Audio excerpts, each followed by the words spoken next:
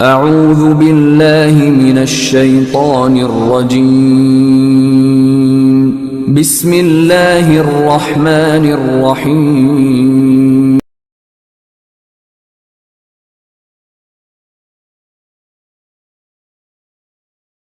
اعوذ باللہ من الشیطان الرجیم میں اللہ تعالیٰ کی پناہ میں آتا ہوں شیطان مردود سے۔ بسم اللہ الرحمن الرحیم اللہ کے نام سے شروع جو نہایت مہربان رحم والا۔ الف لام میم ذالک الکتاب لا ریب فیہ ھدی للمتقین۔ وہ بلند رتبہ کتاب یعنی قرآن کوئی شک کی جگہ نہیں، اس میں ہدایت ہے ڈر والوں کو۔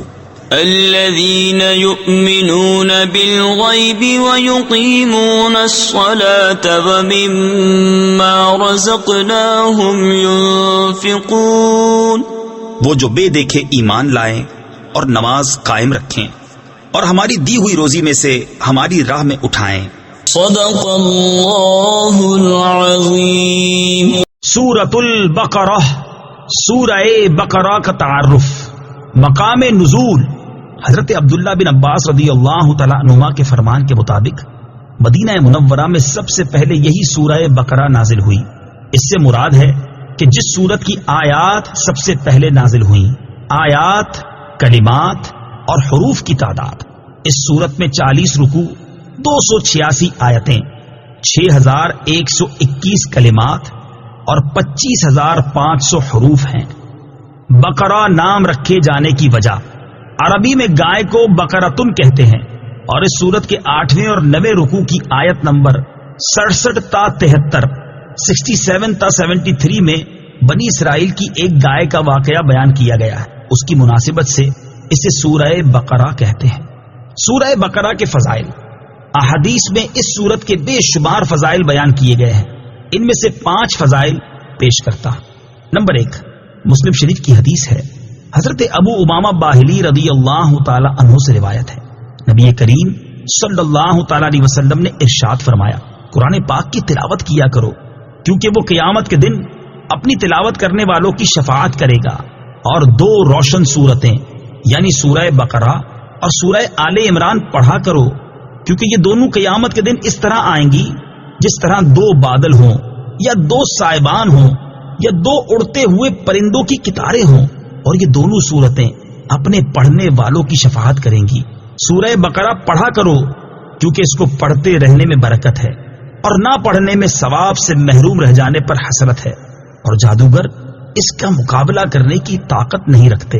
نمبر 2، مسلم شریف ہی کی حدیث ہے، حضرت ابو ہریرہ رضی اللہ تعالی عنہ سے روایت ہے، حضور پرنور صلی اللہ تعالی علیہ وسلم نے ارشاد فرمایا، اپنے گھروں کو قبرستان نہ بناؤ، یعنی اپنے گھروں میں عبادت کیا کرو، اور شیطان اس گھر سے بھاگتا ہے جس میں سورہ بقرہ کی تلاوت کی جاتی ہے۔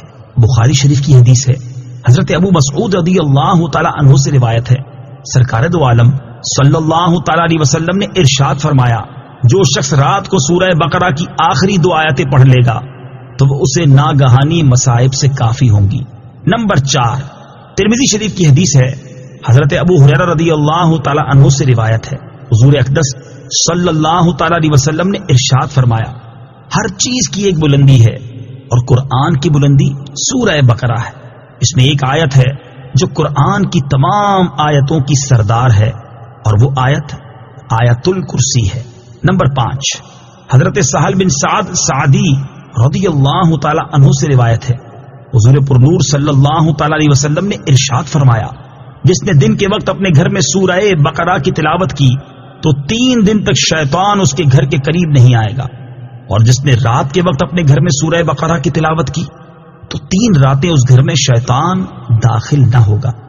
سورہ بقرہ کے مضامین، یہ قرآن پاک کی سب سے بڑی سورت ہے، اور اس سورت کا مرکزی مضمون یہ ہے کہ اس میں بنی اسرائیل پر کیے گئے انعامات، ان انعامات کے مقابلے میں بنی اسرائیل کی ناشکری، بنی اسرائیل کے جرائم جیسے بچڑے کی پوجا کرنا، سرکشی اور عناد کی وجہ سے حضرت موسیٰ علیہ الصلوۃ والسلام سے طرح طرح کے مطالبات کرنا، اللہ تعالیٰ کی آیتوں کے ساتھ کفر کرنا، انبیاء کرام علیہ الصلوۃ والسلام کو ناحق شہید کرنا اور عہد توڑنا وغیرہ، گائے ذبح کرنے کا واقعہ، اور نبی کریم علیہ الصلوۃ والسلام کے زمانے میں موجود یہودیوں کے باطل عقائد و نظریات اور ان کی خباثتوں کو بیان کیا گیا ہے، اور مسلمانوں کو یہودیوں کی دھوکہ دہی سے آگاہ کیا گیا ہے۔ اس کے علاوہ سورہ بقرہ میں یہ مضامین بیان کیے گئے ہیں۔ نمبر 1، قرآن پاک کی صداقت، حقانیت اور اس کتاب کے ہر طرح کے شک و شبے سے پاک ہونے کو بیان کیا گیا ہے۔ نمبر 2، قرآن پاک سے حقیقی ہدایت حاصل کرنے والوں اور ان کے اوصاف کا بیان، ازلی کافروں کے ایمان سے محروم رہنے اور منافقوں کی بری خصلتوں کا ذکر کیا گیا ہے۔ نمبر 3، قرآن پاک میں شک کرنے والے کفار سے قرآن مجید کی صورت جیسی کوئی ایک صورت بنا کر لانے کا مطالبہ کیا گیا اور ان کے اس چیز سے عاجز ہونے کو بھی بیان کر دیا گیا۔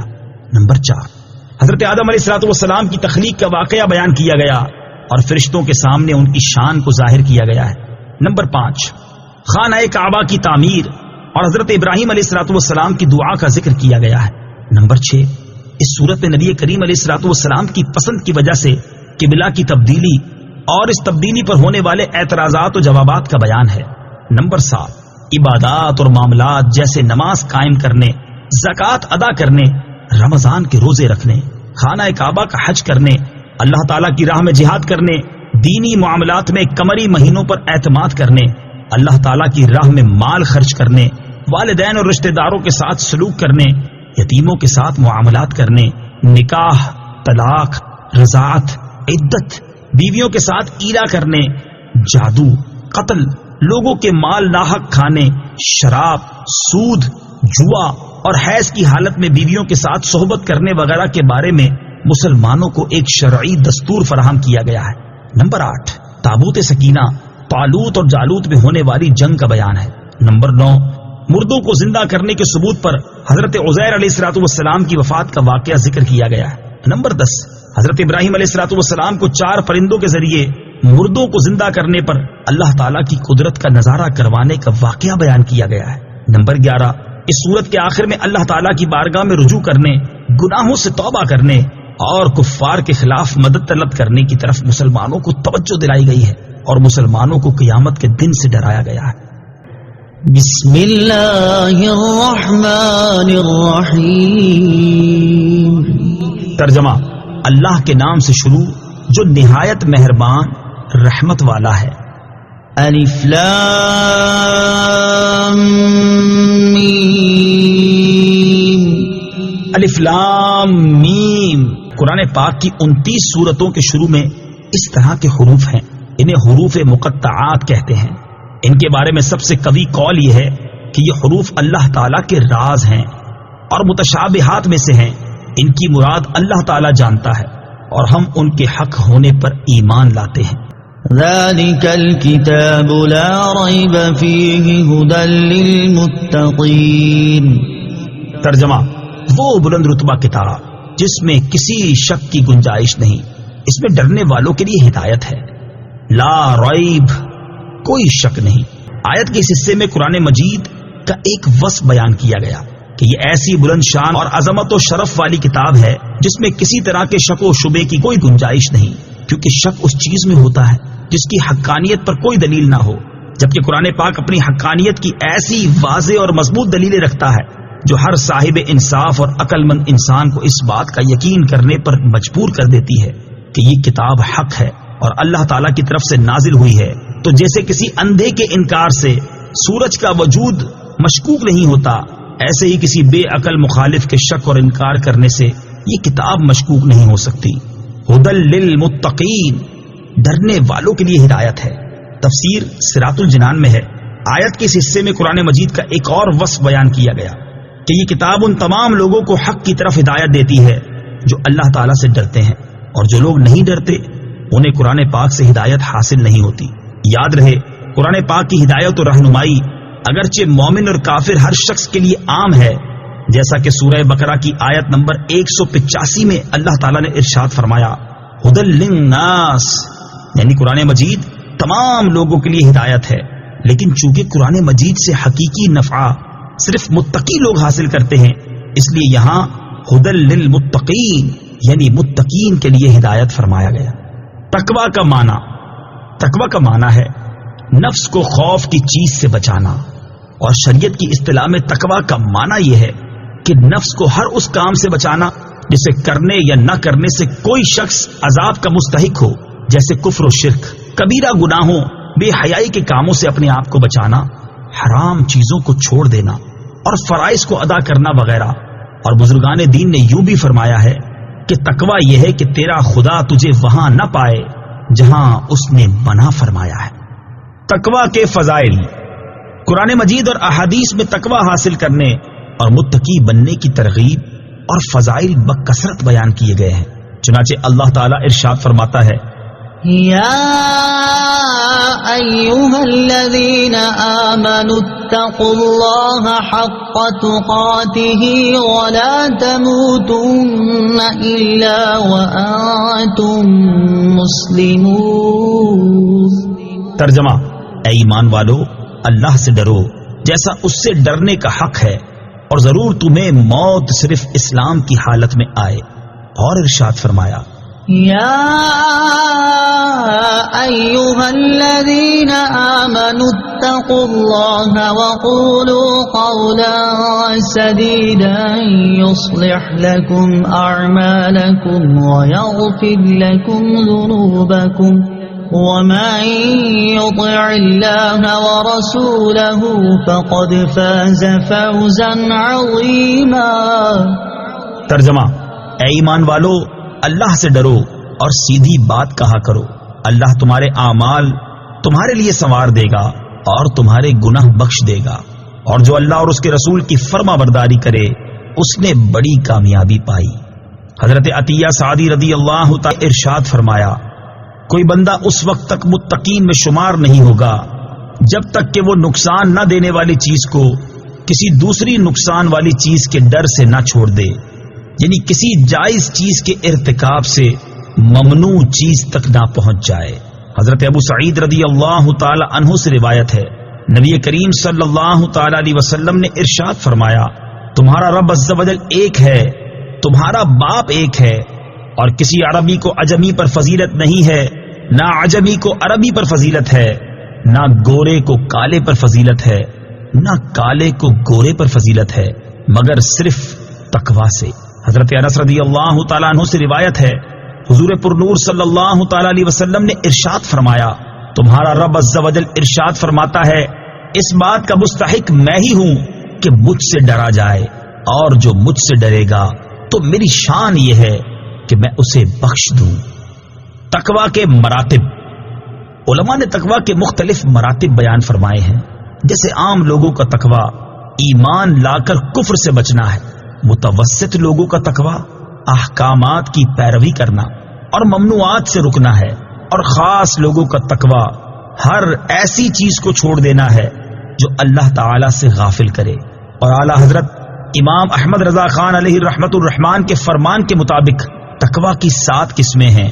نمبر 1 کفر سے بچنا، نمبر 2 بد مذہبی سے بچنا، نمبر 3 کبیرہ گناہ سے بچنا، نمبر 4 صغیرہ گناہ سے بچنا، نمبر 5 شبہات سے پرہیز کرنا، نمبر 6 نفسانی خواہشات سے بچنا، نمبر 7 اللہ تعالیٰ سے دور لے جانے والی ہر چیز کی طرف توجہ کرنے سے بچنا۔ اور قرآن عظیم ان 7 مرتبوں کی طرف ہدایت دینے والا ہے۔ اللہ تعالیٰ ہمیں متقی اور پرہیزگار بننے کی توفیق عطا فرمائے، آمین بجاہ النبی الامین۔ الذين يؤمنون بالغيب ويقيمون الصلاة ومما رزقناهم ينفقون۔ ترجمہ، وہ لوگ جو بغیر دیکھے ایمان لاتے ہیں اور نماز قائم کرتے ہیں اور ہمارے دیے ہوئے رزق میں سے کچھ ہماری راہ میں خرچ کرتے ہیں۔ الذین یؤمنون بالغیب، وہ لوگ جو بغیر دیکھے ایمان لاتے ہیں۔ یہاں سے لے کر المفلحون تک کی 3 آیات مخلص مومنین کے بارے میں ہیں، جو ظاہری اور باطنی دونوں طرح سے ایمان والے ہیں۔ اس کے بعد 2 آیتیں ان لوگوں کے بارے میں ہیں جو ظاہری اور باطنی دونوں طرح سے کافر ہیں، اور اس کے بعد کی 13 آیتیں منافقین کے بارے میں ہیں جو کہ باطن میں کافر ہیں اور اپنے آپ کو مسلمان ظاہر کرتے ہیں۔ آیت کے اس حصے میں متقی لوگوں کا ایک وصف بیان کیا گیا ہے کہ وہ لوگ بغیر دیکھے ایمان لاتے ہیں، یعنی وہ ان تمام چیزوں پر ایمان لاتے ہیں جو ان کی نگاہوں سے پوشیدہ ہیں، اور نبی کریم صلی اللہ تعالی علیہ وسلم نے ان کے بارے میں خبر دی ہے، جیسے مرنے کے بعد دوبارہ زندہ کیا جانا، قیامت کا قائم ہونا، اعمال کا حساب ہونا اور جنت و جہنم وغیرہ۔ ایک قول یہ بھی ہے کہ یہاں غیب سے قلب یعنی دل مراد ہے۔ اس صورت میں آیت کے معنی یہ ہوں گے کہ وہ دل سے ایمان لاتے ہیں۔ ایمان اور غیب سے متعلق چند اہم باتیں اس آیت میں ایمان اور غیب کا ذکر ہوا ہے، اس لیے ان سے متعلق چند اہم باتیں یاد رکھیں۔ نمبر 1، ایمان اسے کہتے ہیں کہ بندہ سچے دل سے ان سب باتوں کی تصدیق کرے جو ضروریات دین میں داخل ہیں، اور کسی ایک ضرورت دینی کے انکار کو کفر کہتے ہیں۔ نمبر 2، عمل ایمان میں داخل نہیں ہوتے، اسی لیے قرآن پاک میں ایمان کے ساتھ عمل کا جدا گانا ذکر کیا جاتا ہے، جیسے اس آیت میں بھی ایمان کے بعد نماز و صدقہ کا ذکر علیحدہ طور پر کیا گیا ہے۔ نمبر 3، غیب وہ ہے جو ہم سے پوشیدہ ہو اور ہم اپنے حواس جیسے دیکھنے، چھونے وغیرہ سے اور بدیہی طور پر عقل سے اسے معلوم نہ کر سکیں۔ نمبر 4، غیب کی 2 قسمیں ہیں۔ نمبر 1، جس کے حاصل ہونے پر کوئی دلیل نہ ہو، یہ علم غیب ذاتی ہے اور اللہ تعالی کے ساتھ خاص ہے، اور جن آیات میں غیر اللہ سے علم غیب کی نفی کی گئی ہے وہاں یہی علم غیب مراد ہوتا ہے۔ نمبر 2، جس کے حاصل ہونے پر دلیل موجود ہو، جیسے اللہ تعالیٰ کی ذات و صفات، گزشتہ انبیاء کرام علیہ الصلوۃ والسلام اور قوموں کے احوال، نیز قیامت میں ہونے والے واقعات وغیرہ کا علم، یہ سب اللہ تعالیٰ کے بتانے سے معلوم ہیں، اور جہاں بھی غیر اللہ کے لیے غیب کی معلومات کا ثبوت ہے وہاں اللہ تعالیٰ کے بتانے ہی سے ہوتا ہے۔ نمبر 5، اللہ تعالیٰ کے بتائے بغیر کسی کے لیے ایک ذرے کا علم غیب ماننا قطعی کفر ہے۔ نمبر 6، اللہ تعالیٰ اپنے مقرب بندوں جیسے انبیاء کرام علیہ الصلوۃ والسلام اور اولیاء اعظام رحمت اللہ تعالی علیہم پر غیب کے دروازے کھولتا ہے، جیسا کہ خود قرآن و حدیث میں ہے۔ اس موضوع پر مزید کلام سورہ آل عمران کی آیت نمبر 179 179 کی تفسیر میں مذکور ہے۔ وَيُقِيمُونَ الصَّلَاةَ، اور نماز قائم کرتے ہیں۔ آیت کے اس حصے میں متقی لوگوں کا دوسرا وصف بیان کیا گیا کہ وہ نماز قائم کرتے ہیں۔ نماز قائم کرنے سے مراد یہ ہے کہ نماز کے ظاہری اور باطنی حقوق ادا کرتے ہوئے نماز پڑھی جائے۔ نماز کے ظاہری حقوق یہ ہیں کہ ہمیشہ ٹھیک وقت پر پابندی کے ساتھ نماز پڑھی جائے، اور نماز کے فرائض، سنن اور مستحبات کا خیال رکھا جائے، اور تمام مفسدات و مکروہات سے بچا جائے۔ جبکہ باطنی حقوق یہ ہیں کہ آدمی دل کو غیر اللہ کے خیال سے فارغ کر کے ظاہر و باطن کے ساتھ بارگاہ حق میں متوجہ ہو، اور بارگاہ الہی میں عرض و نیاز اور مناجات میں محو ہو جائے۔ نماز قائم کرنے کے فضائل اور نہ کرنے کی وعیدیں، قرآن مجید اور احادیث میں نماز کے حقوق کی ادائیگی کے ساتھ نماز پڑھنے والوں کے فضائل بیان کیے گئے اور نہ پڑھنے والوں کی مذمت بیان کی گئی ہے۔ چنانچہ سورہ مؤمنون میں اللہ تعالیٰ ارشاد فرماتا ہے، قد افلح المؤمنون الذين هم في صلاتهم خاشعون۔ ترجمہ، بے شک وہ ایمان والے کامیاب ہو گئے جو اپنی نماز میں خشوع و خضوع کرنے والے ہیں۔ اسی صورت میں ایمان والوں کے مزید اوصاف بیان کرنے کے بعد ان کا ایک وصف یہ بیان فرمایا، والذین هم على صلواتهم يحافظون۔ ترجمہ، اور وہ جو اپنی نمازوں کی حفاظت کرتے ہیں۔ اور ان اوصاف کے حامل ایمان والوں کے بارے میں ارشاد فرمایا، اولئک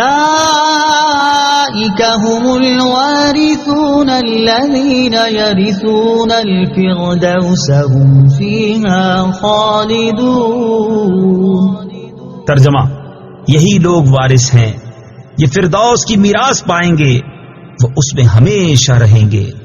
نماز میں سستی کرنے والوں اور نمازیں ضائع کرنے والوں کے بارے میں اللہ تعالیٰ ارشاد فرماتا ہے ان المنافقین یخادعون اللہ وهو خادعهم وَإِذَا قَامُوا إِلَى الصَّلَاةِ قَامُوا كُسَالَى يُرَاءُونَ النَّاسَ وَلَا يَذْكُرُونَ اللَّهَ إِلَّا قَلِيلًا۔ ترجمہ: بے شک منافق لوگ اپنے گمان میں اللہ کو فریب دینا چاہتے ہیں اور وہی انہیں غافل کر کے مارے گا، اور جب نماز کے لیے کھڑے ہوتے ہیں تو بڑے سست ہو کر لوگوں کے سامنے ریاکاری کرتے ہوئے کھڑے ہوتے ہیں اور اللہ کو بہت تھوڑا یاد کرتے ہیں۔ اور ارشاد فرمایا فَخَلَفَ مِن بَعْدِهِمْ خَلْفٌ أَضَاعُوا الصَّلَاةَ وَاتَّبَعُوا الشَّهَوَاتِ فَسَوْفَ يَلْقَوْنَ غَيًّا إِلَّا مَن تَابَ وَآمَنَ وَعَمِلَ صَالِحًا فَأُولَئِكَ يَدْخُلُونَ الْجَنَّةَ وَلَا يُظْلَمُونَ شَيْئًا۔ ترجمہ: تو ان کے بعد وہ نالائق لوگ ان کی جگہ آئے جنہوں نے نمازوں کو ضائع کیا اور اپنی خواہشوں کی پیروی کی، تو ان قریب وہ جہنم کی خوفناک وادی غی سے جا ملیں گے، مگر جنہوں نے توبہ کی اور ایمان لائے اور نیک کام کیے تو یہ لوگ جنت میں داخل ہوں گے اور ان پر کوئی زیادتی نہیں کی جائے گی۔ بخاری شریف کی حدیث ہے، حضرت عثمان غنی رضی اللہ تعالی عنہ فرماتے ہیں، سرکار دو عالم صلی اللہ تعالی علیہ وسلم نے ارشاد فرمایا، جس نے میرے اس وضو کی طرح وضو کیا پھر اس طرح 2 رکعت نماز پڑھی کہ ان میں خیالات نہ آنے دے تو اس کے پچھلے تمام گناہ بخش دیے جائیں گے۔ مسلم شریف کی حدیث ہے، حضرت عقبہ بن عامر رضی اللہ تعالی عنہ سے روایت ہے، سید المرسلین صلی اللہ تعالی علیہ وسلم نے ارشاد فرمایا، جو بھی مسلمان اچھے طریقے سے وضو کرتا ہے پھر کھڑے ہو کر اس طرح 2 رکعت نماز پڑھتا ہے کہ اپنے دل اور چہرے سے متوجہ ہو کر یہ 2 رکعتیں ادا کرتا ہے تو اس کے لیے جنت واجب ہو جاتی ہے۔ مسند امام احمد کی حدیث ہے، حضرت عبداللہ بن عمر رضی اللہ تعالی عنہما سے روایت ہے، حضور پر نور صلی اللہ تعالی علیہ وسلم نے ارشاد فرمایا، جس نے نماز پر مداومت کی تو قیامت کے دن وہ نماز اس کے لیے نور، برہان اور نجات ہوگی، اور جس نے نماز کی محافظت نہ کی تو اس کے لیے نہ نور ہے، نہ برہان، نہ نجات، اور وہ قیامت کے دن قارون، فرعون، حامان اور ابی بن خلف کے ساتھ ہوگا۔ حضرت ابو سعید خدری رضی اللہ تعالی عنہ سے روایت ہے، حضور اقدس صلی اللہ تعالی علیہ وسلم نے ارشاد فرمایا، جس نے جان بوجھ کر نماز چھوڑی تو جہنم کے اس دروازے پر اس کا نام لکھ دیا جاتا ہے جس سے وہ داخل ہوگا۔ وَمِمَّا رَزَقْنَاهُمْ يُنْفِقُونَ، اور ہمارے دیے ہوئے رزق میں سے کچھ ہماری راہ میں خرچ کرتے ہیں۔ تفسیر صراط الجنان میں ہے، آیت کے اس حصے میں متقی لوگوں کا تیسرا وصف بیان کیا گیا کہ وہ اللہ تعالیٰ کے دیے ہوئے رزق میں کچھ اللہ تعالیٰ کی راہ میں خرچ کرتے ہیں۔ راہ خدا میں خرچ کرنے سے یا زکوٰۃ مراد ہے، جیسے کئی جگہوں پر نماز کے ساتھ زکوٰۃ ہی کا تذکرہ ہے، یا اس سے مراد تمام قسم کے صدقات ہیں، جیسے غریبوں، مسکینوں، یتیموں، طلباء، علماء اور مساجد و مدارس وغیرہ کو دینا، نیز اولیاء کرام یا فوت شدگان کے ایصال ثواب کے لیے جو خرچ کیا جاتا ہے وہ بھی اس میں داخل ہے کہ وہ سب صدقات نافلہ ہیں۔ مال خرچ کرنے میں میانہ روی سے کام لیا جائے۔ آیت میں فرمایا گیا کہ جو ہمارے دیے ہوئے میں سے کچھ ہماری راہ میں خرچ کرتے ہیں، اس سے معلوم ہوا کہ راہ خدا میں مال خرچ کرنے میں ایسا نہیں ہونا چاہیے کہ اتنا زیادہ مال خرچ کر دیا جائے کہ خرچ کرنے کے بعد آدمی پچھتائے، اور نہ ہی خرچ کرنے میں کنجوسی سے کام لیا جائے، بلکہ اس میں اعتدال ہونا چاہیے۔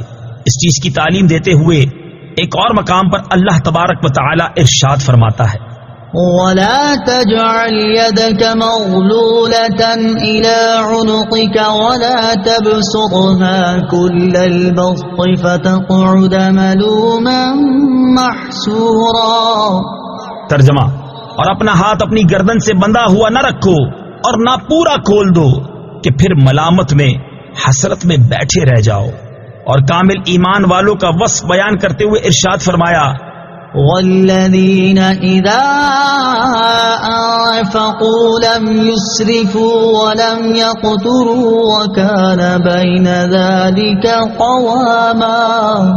ترجمہ، اور وہ لوگ کہ جب خرچ کرتے ہیں تو نہ حد سے بڑھتے ہیں اور نہ تنگی کرتے ہیں، اور ان دونوں کے درمیان اعتدال سے رہتے ہیں. صدق اللہ العظیم.